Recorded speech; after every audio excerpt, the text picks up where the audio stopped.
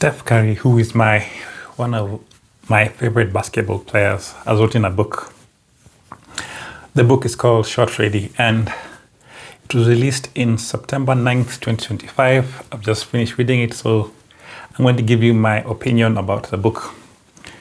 Well, strap in. I've always been a big fan of Steph Curry ever since 2015, 2016. And I wish I knew more about his development when he was getting into the league in 2009. He was drafted number 7, and he was the 7th draft, and I was very impressed that they picked a guard at that moment in time. I never knew about him nobody knew he'll be so good and so great and change the game.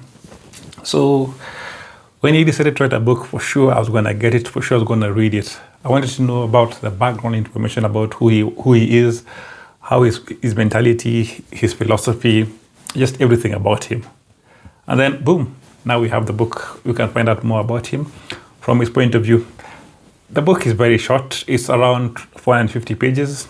And on top of that, there are several images. So I think if you distill the book without the images, it comes down to around 200 pages. So it's a very short read. Maybe in one weekend, you can be done.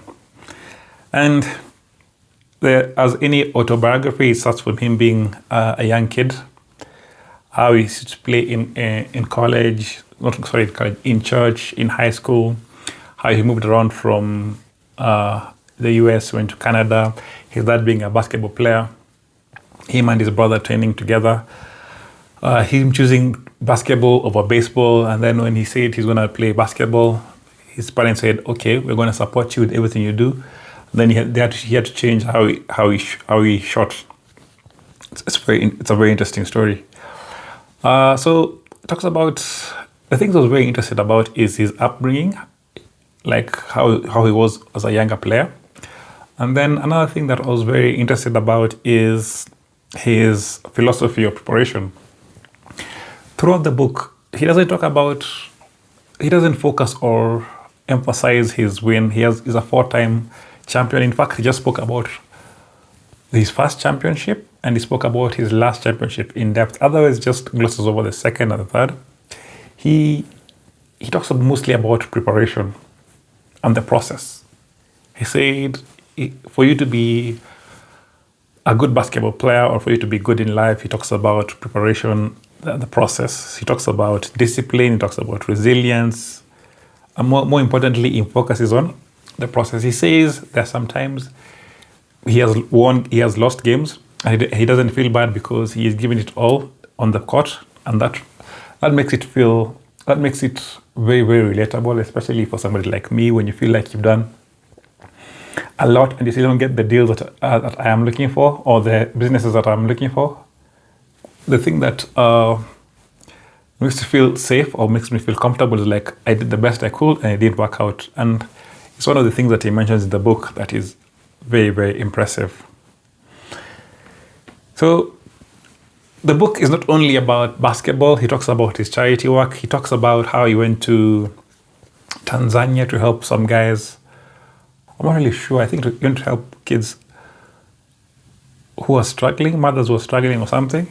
He also talks about his charity work at home, where him and his wife, they give out free food for school through education, basketball, and food. And another thing he talks about is, which I really liked, he talked about his basketball camps. He had a camp for the top 30 students, top 30 athletes in the country.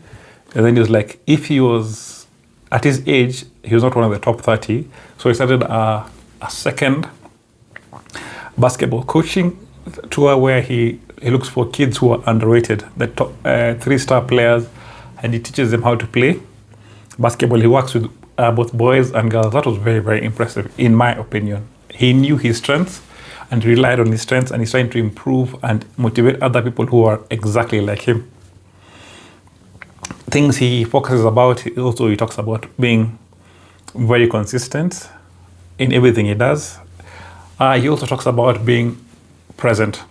He says when he's on the court, he's 100% present. When he's at home with his family, He's 100% present. So he talks about hanging out with his kids.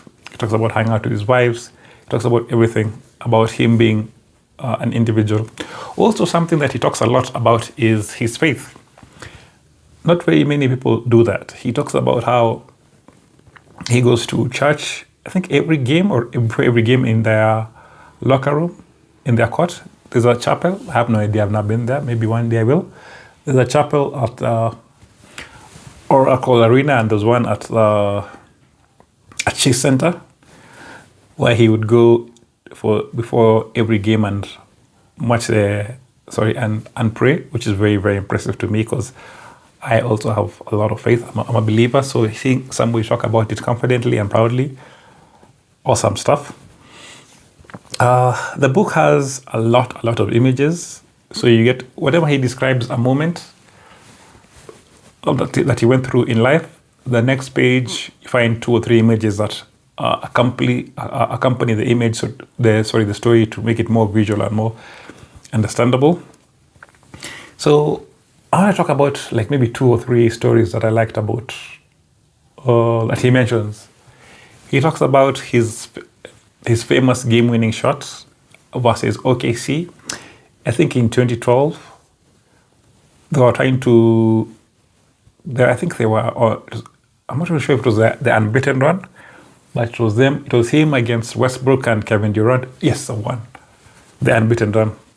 Him versus Westbrook and Kevin Durant, and he shot a game-winning 3 38 feet away from the rim.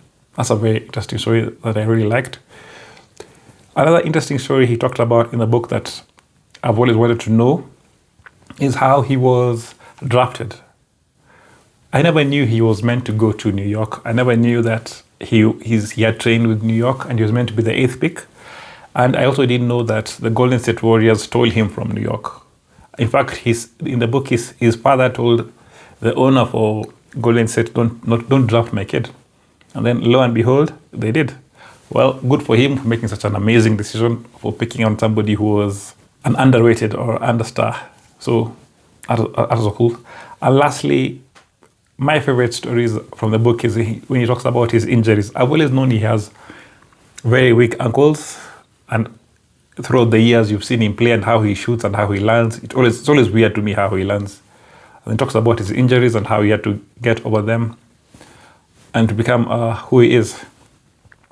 So I find the book to be very interesting. I think it feels more like a conversation, like you having a one-to-one with him, just having a coffee, sitting down with him and telling you about his experience in life, his philosophy on preparation, on the process, focusing more on the process, and how he's grown through being a rookie now to being a veteran.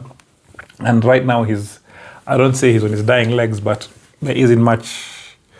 I don't think there's much to his. I don't think he has like 5 more years in his career, maybe 2 or 3. But honestly, it's an amazing book. I'd highly recommend you guys to read it. And with that, thank you.